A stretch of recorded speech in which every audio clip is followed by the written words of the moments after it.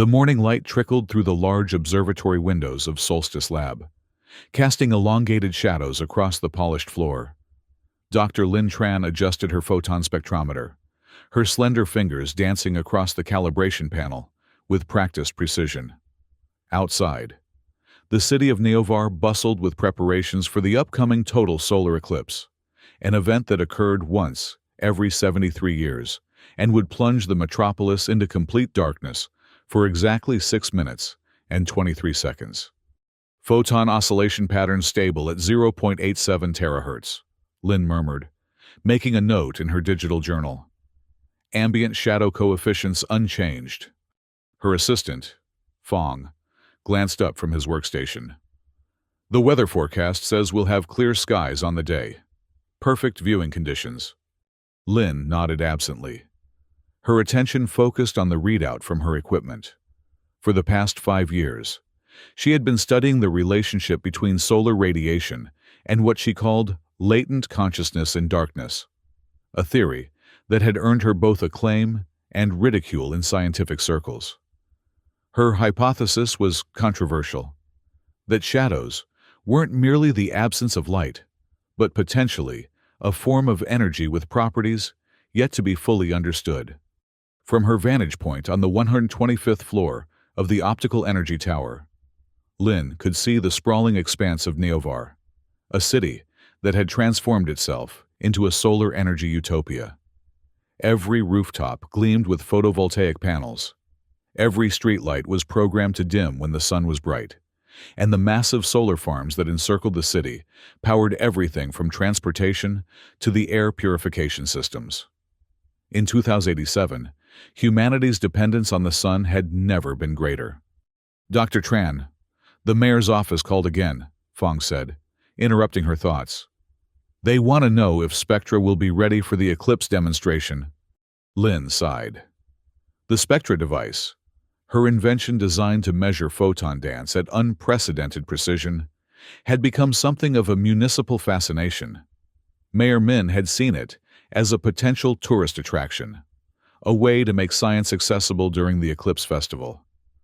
But for Lin, it was much more, potentially the key to proving her theory that shadows possessed a form of proto-consciousness. "Tell them it will be ready," she replied, though uncertainty gnawed at her. The device had been exhibiting strange readings lately, detecting oscillations that shouldn't exist according to conventional physics. As the day wore on, a chill settled over the lab. The forecast clouds had arrived, casting a premature gloom over the city. Lin found herself staring at the shadow cast by her coffee mug, a simple, ordinary silhouette that, according to her research, might be far more complex than anyone had imagined. 4 weeks, she whispered to herself. 4 weeks until everything changes. She couldn't have known how prophetic those words would be. The night before the eclipse, Solstice Lab hummed with activity. Technicians calibrated equipment, journalists set up cameras, and government officials toured the facility, nodding with feigned understanding at the arrays of scientific instruments. Lin and Fong worked tirelessly, running final tests on the Spectra device. Ambient temperature dropping faster than expected, Fong noted, checking the environmental monitors. Down to 16 degrees Celsius already. Lin glanced out the window. The city lights sparkled against the darkening sky, a testament to human ingenuity. But something felt off, a subtle shift in the atmosphere that her scientific mind couldn't quite quantify. "Let's run one more calibration sequence," she said, turning back to the Spectra. The device resembled a cross between a telescope and a quantum computer, with a series of crystalline lenses that could capture and analyze light at the quantum level. As they initiated the test, the lab's lights dimmed automatically to prevent interference. In the semi-darkness, Lin noticed something strange on the far wall, a shadow moving independently, detached from any visible object. It slid across the cold surface like liquid ink, stopping just at the edge of the light cast by the emergency exit sign. "Fong," she whispered, pointing. "Do you see that?" But when Fong looked up, the shadow had returned to normal, just an ordinary silhouette cast by a standing lamp. "See what?" he asked. But Lynn was already checking the spectra readings. The device had recorded a momentary spike in what she called dark photon activity, a theoretical particle that existed at the intersection of light and darkness. According to the data, for 3.7 seconds, the shadow had exhibited properties consistent with autonomous movement. "It's starting," she murmured, a mixture of excitement and apprehension washing over her. "Sooner than I expected." That night, Lynn barely slept. She kept replaying the shadow's movement in her mind, questioning whether she had actually seen it, or if stress and anticipation had caused her to hallucinate. By morning, with the city buzzing with Eclipse excitement, she had convinced herself it was just a trick of the light, a rational explanation for an irrational observation. But rationality would soon be in short supply in Neovar. The day of the eclipse dawned with an eerie stillness. The air felt charged, as if the very atmosphere was holding its breath. Streets filled with tourists and locals alike, all wearing the special eclipse glasses distributed by the city. On rooftops and in parks, telescopes were positioned and cameras readied. At precisely 11:17 a.m., the moon would completely obscure the sun, plunging Neovar into darkness. At Solstice Lab, Lynn and her team made final preparations. The Spectra device had been positioned to capture the entire event, its sensors calibrated to detect the subtlest changes in photon behavior during totality. "T-minus 30 minutes to totality," announced the automated system. Lynn stood by the observatory windows, watching as the first bite of the moon appeared at the edge of the sun. Even through her protective glasses, she could see the gradual dimming, feel the subtle drop in temperature. Around her, the lab equipment hummed and beeped, recording data that would take months to analyze. "Spectra is picking up unusual oscillation patterns," Fong called out, his voice tight with confusion. "The dark photon readings are off the charts." Lynn rushed to the console. The numbers made no sense. According to the device, shadows throughout the city were beginning to exhibit properties consistent with molecular structure, as if darkness itself was organizing into complex patterns. As the eclipse progressed, the phenomenon intensified. 20 minutes into the partial phase, Lynn received the first reports from around the city, shadows behaving strangely, seeming to move independently of their casters. Most dismissed it as optical illusions caused by the changing light. But Lynn knew better. "We need to document everything," she instructed her team, setting up additional cameras. "Focus especially on the moment of totality." At 11:12 a.m., with just 5 minutes until complete darkness, the first undeniable incident occurred. A technician's shadow detached entirely from his feet, sliding across the floor like a sentient puddle before reattaching when he moved into brighter light. The man screamed, backing against a wall, while others recorded the event on their devices. "It's happening everywhere," Fong said, showing Lynn his tablet. Social media was erupting with videos from across Neovar, shadows moving independently, stretching in impossible directions, some even appearing to interact with each other. And then, at exactly 11:17 a.m., totality began. The sun vanished behind the moon, and Neovar plunged into an unnatural twilight. The temperature dropped sharply, and an eerie silence fell over the city. For a moment, it seemed as if time itself had stopped. Then, all at once, the shadows rose. Throughout Neovar, every shadow cast by humans and objects detached from its source. They stood upright, three-dimensional silhouettes of pure darkness, moving with deliberate purpose. In Solstice Lab, Lynn watched in awe and terror as her own shadow peeled away from her feet, rising to stand before her, a perfect black reflection. "They're alive," she whispered, her scientific mind racing to comprehend what her eyes were seeing. The shadow beings moved silently at first, exploring their newfound freedom with curious gestures. Then, gradually, they began to emit sounds, a whispering, rustling noise like the static between radio stations. The Spectra device's sensors went wild, recording what appeared to be structured communication between the shadows. Lynn activated the lab's recording systems, capturing everything from multiple angles. Her own shadow, which she would later call Shadow Lynn, stood watching her, mirroring her movements with a slight delay, as if learning from her. Across the city, panic erupted. People fled from their shadows, causing traffic accidents and chaos. Emergency services were overwhelmed with calls, and the mayor declared a state of emergency, announcing over public channels that everything was under control, while clearly it was not. For 6 minutes and 23 seconds, the shadows reigned in Neovar, and then, as the moon began to move past the sun, as the first rays of light pierced the darkness, something unexpected happened. The shadows did not return to their two-dimensional state. Instead, they retreated, flowing like liquid darkness into drains, cracks in buildings, and other shadowed spaces, disappearing from sight, but not from existence. When full daylight returned, Neovar was forever changed, and Lynn Tran, standing amidst the data that would redefine physics, knew that her life's work had just begun. In the days following the eclipse, Solstice Lab became the epicenter of a scientific phenomenon unlike anything the world had ever seen. Lin and Fong worked around the clock, analyzing the data captured during those 6 minutes and 23 seconds of totality.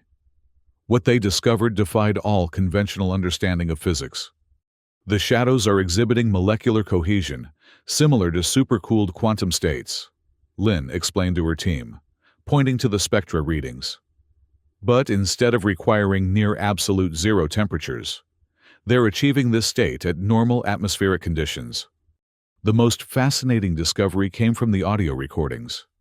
When processed through specialized filters, the rustling sounds made by the shadows revealed complex patterns, not random noise, but what appeared to be a form of communication. They're exchanging information through micro-image pulses, Fong realized, after running the data through multiple algorithms. It's like they're speaking in pictures too small and fast for our eyes to detect. Meanwhile, outside the lab, Neovar was transforming. The first shadow sightings began 3 days after the eclipse. Dark figures glimpsed in peripheral vision, moving independently through poorly lit areas, most concentrated around Solstice Lab, drawn to the energy emanating from the building's advanced solar systems. Lin established observation stations throughout the facility, capturing footage of shadows gathering on walls, communicating through their rippling darkness. They seemed particularly active at dawn and dusk, the transitional periods between light and dark. 1 week after the eclipse, the first major incident occurred. A maintenance worker reported that his shadow had completely detached while he was repairing a solar panel array. The shadow had moved to the control system and interfered with the energy flow, causing a temporary power surge. By the time security arrived, the shadow had disappeared into the ventilation system. Similar reports began flooding in from across Neovar, shadows separating from their owners, interacting with electronic systems, causing power fluctuations and communication disruptions. The city's dependence on solar energy, once its greatest strength, was becoming its vulnerability. Mayor Min called an emergency meeting with Lin and other scientists. "Dr. Tran, I need answers," she demanded, her normally composed demeanor cracking under pressure. "What are these things?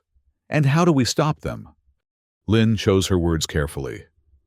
"They appear to be a form of energy-based consciousness, awakened by the eclipse. As for stopping them, I'm not sure we should." The room erupted in protest, with security officials arguing for immediate action. Among them was Kwang, the chief engineer of Neovar's energy grid, a stern man in his early 40s with a utilitarian approach to problems. "We need to develop high-frequency weapons," he insisted. "Disrupt whatever wavelength these shadows are operating on." Lin shook her head. "We need to understand them first. These aren't just anomalies. They're potentially a new form of life. The debate ended with a compromise. Kwong would develop defensive measures, while Lin continued her research, with both reporting directly to Mayor Min. Back at Solstice Lab, Lin noticed something unusual in the footage from the observation stations. One shadow in particular appeared repeatedly, a silhouette that matched her own. Unlike the others, this shadow Lin seemed to watch the cameras, aware of being observed. "It's studying us," Lin told Fong as they reviewed the footage. "Learning." That night, alone in her office, Lin sensed a presence. Looking up from her data analysis, she saw Shadow Lin standing in the corner, its featureless form somehow conveying intention. Slowly, deliberately, it mimicked the act of writing, then pointed to Lin's computer. Heart racing, Lin opened a text document. "Can you communicate this way?" she typed. The shadow moved to the screen, its darkness flowing over the display. When it retreated, new text had appeared. "We have always existed. The Eclipse freed us." It was the first direct communication between humans and shadows, and it would not be the last. Over the next week, Neovar became a city divided, not geographically, but dimensionally. Humans occupied the light, while shadows claimed the darkness, with the boundary between them growing increasingly permeable. Lin established a communication protocol with Shadow Lin, using specialized software that could detect and interpret the micro-image pulses. Through these exchanges, she began to understand the nature of the shadows. "They're not parasites or invaders," she explained to Mayor Min and her skeptical council. "They're a form of photon-based biology that has always existed alongside us, formed and educated by our interaction with sunlight. When the eclipse blocked the sun, they awakened with the ability to communicate beyond human language." Kwong, who had been developing his high-frequency weapons, scoffed. "They're disrupting our energy grid. Citizens are reporting shadows following them, invading their homes. This isn't coexistence, it's an infiltration." The tension came to a head when Kwong led a civilian security team to freeze shadows, gathering near a primary solar substation. Armed with prototype frequency emitters, they cornered a cluster of shadows against a wall. Lin arrived just as they activated the weapons. The high-frequency pulses caused the shadows to vibrate, then fragment into smaller dark particles that scattered into drains and crevices. The team celebrated their success, but Lin was horrified. "You didn't destroy them," she said. "You injured them, and now they'll be afraid of us." Her prediction proved accurate. Following the incident, shadow activity became more secretive and coordinated. Power fluctuations increased across the city, and security cameras captured images of shadows gathering in subway tunnels and abandoned buildings, forming complex patterns that Spectra identified as communication networks. Through her continued dialogue with Shadow Lin, Lin made a breakthrough discovery. The shadows weren't just sentient, they were a collective intelligence. Each individual shadow maintained a connection to what they called the dark resonance, a shared consciousness that allowed them to learn and adapt as a unified entity. More concerning was their growing ability to affect electronic systems. By manipulating photon flow in solar panels, they could cause momentary power surges or outages. It wasn't destruction, Lin realized, but communication, attempts to establish a presence in a world designed to eliminate darkness. In her lab, Lin developed a theory about the shadow's molecular structure. They're a form of supermolecular energy, existing in a state between matter and light, she explained to Fong as they examined spectral analyses. When sunlight is blocked, they awaken with the ability to communicate. Fong, who had been initially skeptical, now watched the shadow movements with fascination. If they can learn from us, can they also feel? Do they have emotions? The answer came unexpectedly. During a communication session with Shadow Lin, Lin asked about the shadow's intentions toward humans. The response appeared on the screen. "We want what you want. To exist. To be recognized. You have controlled light, suppressed darkness for generations. We claim our right to be." It was a declaration that shifted Lin's understanding. The shadows weren't merely phenomena to be studied. They were entities with desires, with a perspective that challenged human dominance of the light spectrum. As she left the lab that evening, Lin noticed her own natural shadow behaving strangely, rippling with patterns that matched Shadow Lin's communications. The boundary between her and her shadow was blurring, creating a connection she couldn't yet understand. What she did understand was that Neovar stood at a crossroads. If Kwang and his security forces continued their aggressive approach, the shadows would respond in kind. But if communication could be established, if coexistence could be negotiated, perhaps something revolutionary might emerge. With 3 weeks past since the eclipse, time was running short. Shadow activity was intensifying, and Kwang's forces were preparing a citywide purge using their frequency weapons. Lin needed to find a solution before conflict became inevitable. Her opportunity arrived in the form of a disturbing discovery. While analyzing energy patterns across Neovar, she noticed that shadows were congregating around the central energy grid control center, the heart of the city's solar power network. According to her calculations, they were preparing for something significant. Through her communication with Shadow Lin, she learned the truth. The shadows planned to reverse the energy protocol, drawing all stored solar power into a permanent dark core that would allow them to maintain consciousness even when light returned. If successful, they would never again be mere reflections, but the process would plunge Neovar into darkness.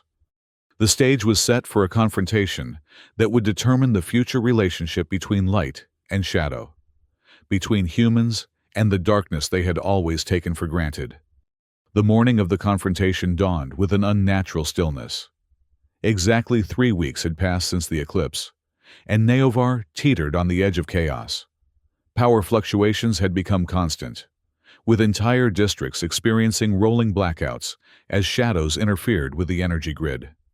Citizens reported seeing their own shadows behaving erratically, stretching, contracting, sometimes disappearing entirely, only to reappear when least expected.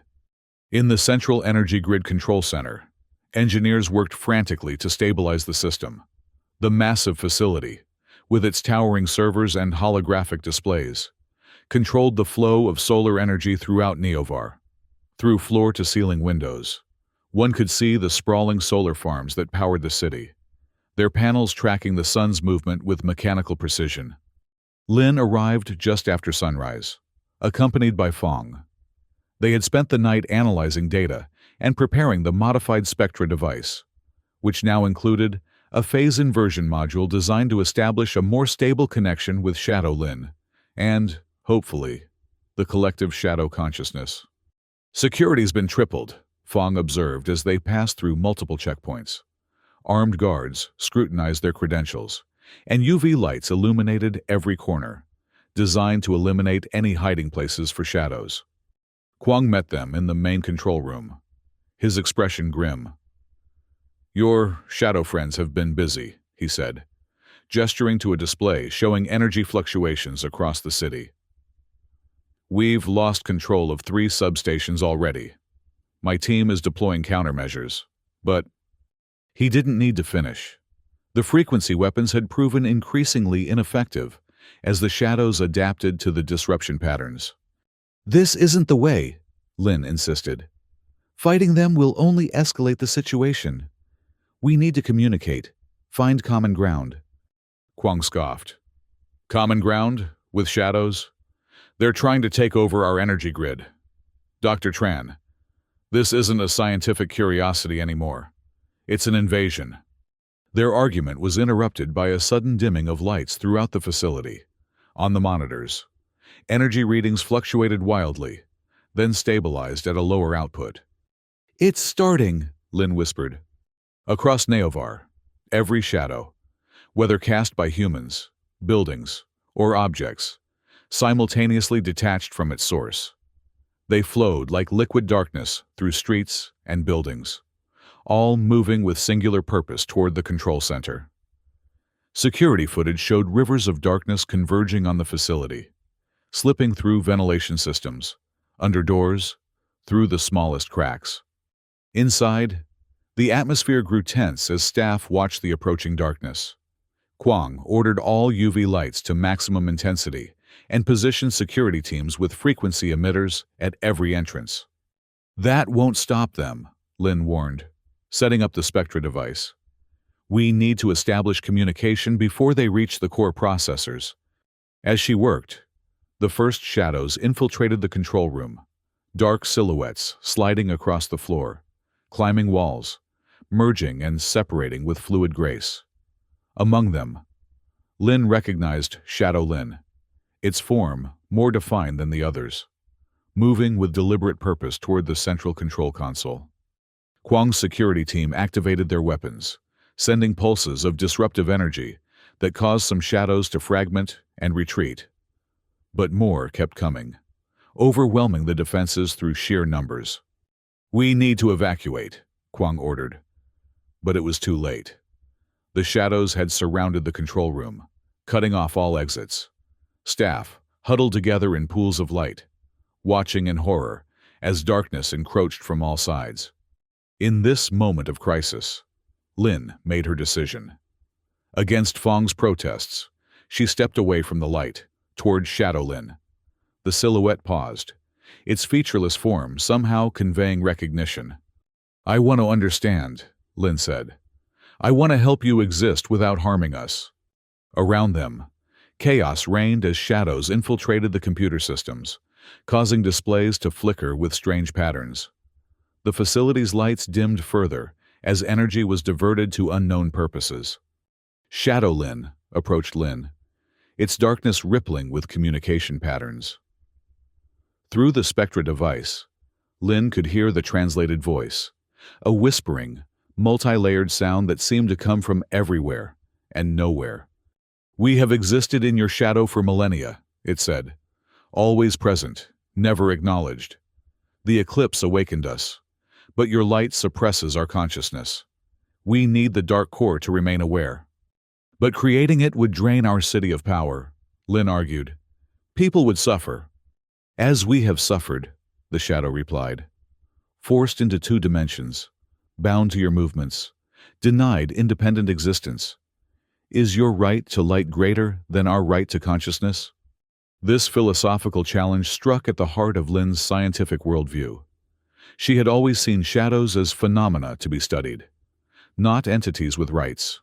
Now, faced with the reality of their sentience, she was forced to reconsider everything. Meanwhile, Kwang had rallied his security team for a final stand. They had modified their frequency emitters to generate a concentrated pulse that, theoretically, could disrupt all shadow activity within the facility. The downside was that it might also damage the control systems, potentially causing a grid-wide failure. "We're out of options," Kwang insisted, preparing to activate the device. Lin saw what was happening and realized she had only moments to prevent disaster. If Kwang's weapon disrupted the shadows while they were integrated with the control systems, the resulting energy backlash could destroy the entire grid. She turned back to Shadow Lin. "There must be another way," she pleaded. "Coexistence instead of conflict." The shadow's response came as a series of rippling patterns that the Spectra translated. "The phase inversion module you created. It could serve another purpose. Not to control us, but to connect us. A harmony resonance between light and shadow." Lin understood immediately. The module wasn't just a communication tool. It could potentially create a stable interface between the human and shadow worlds, allowing both to exist without suppressing the other. "Kwang, wait," she called out. "I have a solution." But it was too late. Kwang activated the modified emitter, sending a pulse of disruptive energy throughout the control room. Shadows writhed and fragmented, their forms distorting in what Lin could only interpret as pain. "Shadow Lin," collapsed against her, its substance growing transparent. In that moment of connection, as the shadow's essence touched her, Lynn experienced a flood of alien perceptions. The world, seen from darkness. The constant struggle to exist in a realm dominated by light. The brief awakening during the eclipse that had shown what true consciousness could feel like. Acting on instinct and newfound understanding, Lynn connected the phase inversion module to the main control system. As shadows disintegrated around them, she initiated a harmonization sequence, a pattern of energy that would allow light and shadow to coexist without canceling each other out. Shadow Lynn, weakened but still present, flowed into the system, becoming a conduit between the human technology and the Shadow Collective. Through this connection, the harmonization signal spread throughout Neovar, creating what Lynn would later call resonance zones, spaces where light and shadow could both maintain their integrity. The facility's light stabilized, no longer flickering, but taking on a new quality, a luminescence that somehow enhanced rather than eliminated shadows. Throughout the control room, the fragmented shadows began to reform, no longer aggressive, but maintaining a respectful distance from the humans. Quang watched in astonishment as his weapons became ineffective, their disruptive frequencies absorbed and neutralized by the new harmonization field. "What have you done?" he demanded. "Created balance," Lynn replied, watching as Shadow Lynn reformed beside her, its shape now more defined, with subtle variations that suggested an evolving identity. Through the spectra, the Shadow's voice emerged, clearer than before. "We accept this harmony, not dominance, but partnership. The dark core is unnecessary if we can exist alongside your light." As the crisis subsided, Lynn realized they had reached a turning point, not just in the immediate conflict, but in humanity's relationship with the phenomenon of darkness itself. What had begun as a scientific curiosity had evolved into a negotiation between different forms of existence, challenging fundamental assumptions about consciousness and rights. The eclipse had cast more than just a temporary shadow over Neovar. It had revealed a parallel consciousness that had always existed alongside humanity, waiting for recognition. And in that recognition lay the possibility of a new kind of coexistence, a harmony between light and shadow that neither had imagined possible. As the sun reached its zenith, bathing Neovar in full daylight, shadows across the city maintained their independence while no longer threatening the energy infrastructure. The crisis had passed, but its implications were just beginning to unfold. In the weeks following what became known as the Shadow Convergence, Neovar transformed in ways no one could have predicted. The harmonization field Lynn had created spread throughout the city, establishing a new equilibrium between light and shadow. People still cast shadows, but these shadows now possessed a degree of independence, subtle movements that diverged slightly from their casters, occasional ripples of communication patterns, moments of stillness when the humans moved. Mayor Min, recognizing the historic nature of these developments, established a Shadow Relations Committee with Lynn as its head. Their first action was to modify the city's lighting infrastructure to include shadow zones, areas where lighting was deliberately minimized to allow shadows comfortable existence. Street lamps were reprogrammed to create gentle patterns of light and dark, giving shadows space to breathe and interact. In Solstice Lab, Lynn published her groundbreaking paper, Light-Shadow Harmony, a new framework for conscious coexistence. The scientific community initially responded with skepticism, but as researchers from other cities visited Neovar and witnessed the shadow phenomenon firsthand, the paradigm began to shift. "What we're observing is a form of photonic biology," Lynn explained during an international conference. "Shadows aren't merely the absence of light, but a complex energy structure capable of storing information and, under certain conditions, achieving consciousness." The eclipse provided the catalyst, but the potential has always existed. Fong, who had evolved from skeptic to enthusiastic supporter, developed educational programs to help Neovar's citizens understand and communicate with their shadows. Children, with their natural openness to the unusual, adapted quickest, many reporting playful interactions with their shadows that adults found harder to achieve.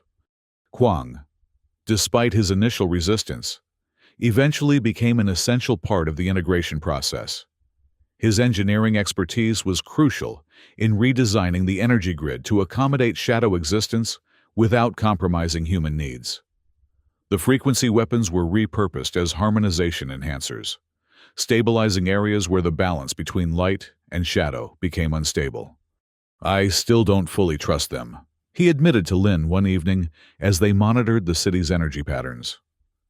"But I can't deny they've become part of our ecosystem." Throughout Neovar, people gradually adjusted to their new reality.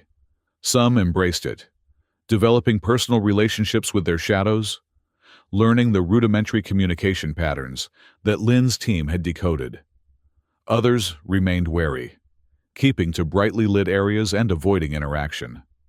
A few extremist groups emerged, advocating for the purification of Neovar through constant illumination, but they remained on the fringe.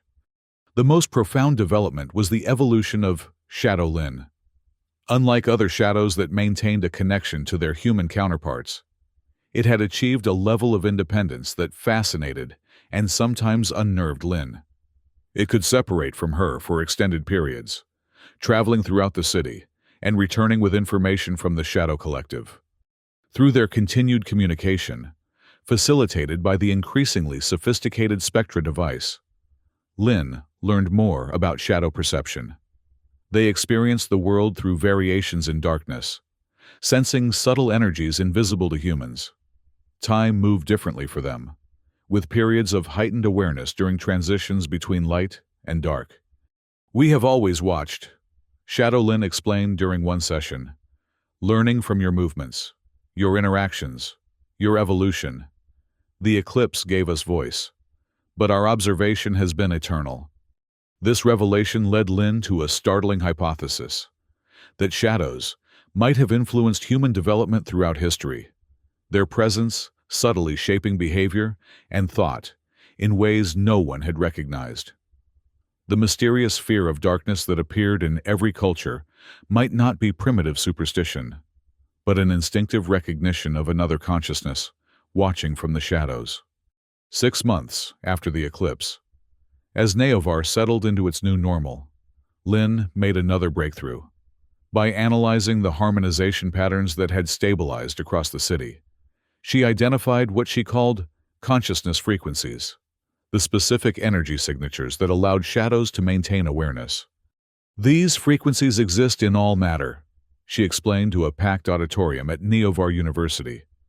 "Not just in shadows, but potentially in everything. The boundary between conscious and non-conscious entities may be more permeable than we ever imagined." This philosophical implication extended beyond the immediate shadow phenomenon, suggesting a universe where consciousness existed on a spectrum rather than as a binary state.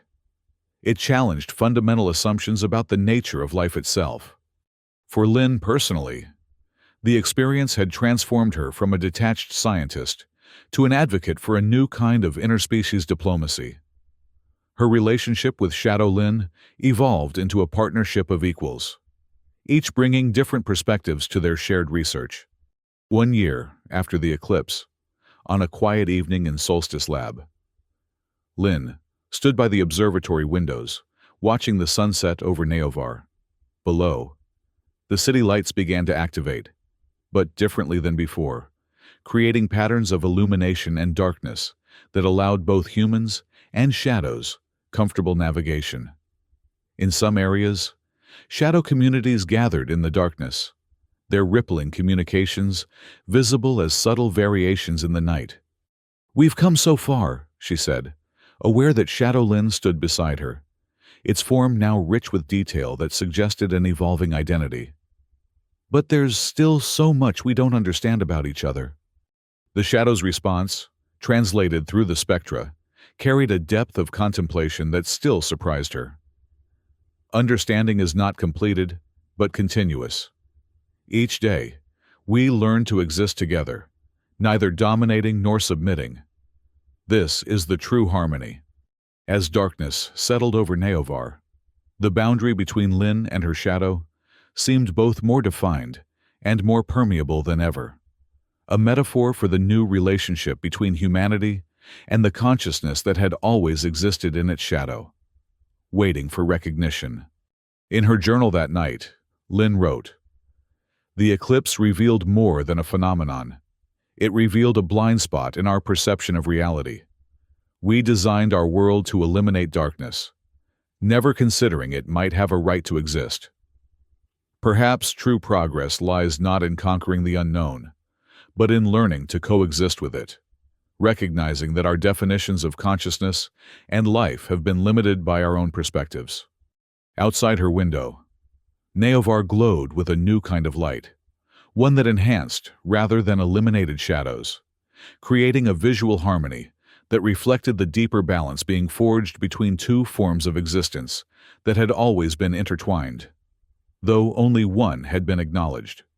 And in that balance lay the possibility of further discoveries, further evolutions of consciousness, a future where the line between observer and observed, between self and other, between light and shadow, might reveal itself to be both more complex and more unified than anyone had imagined before the day when shadows became sentient.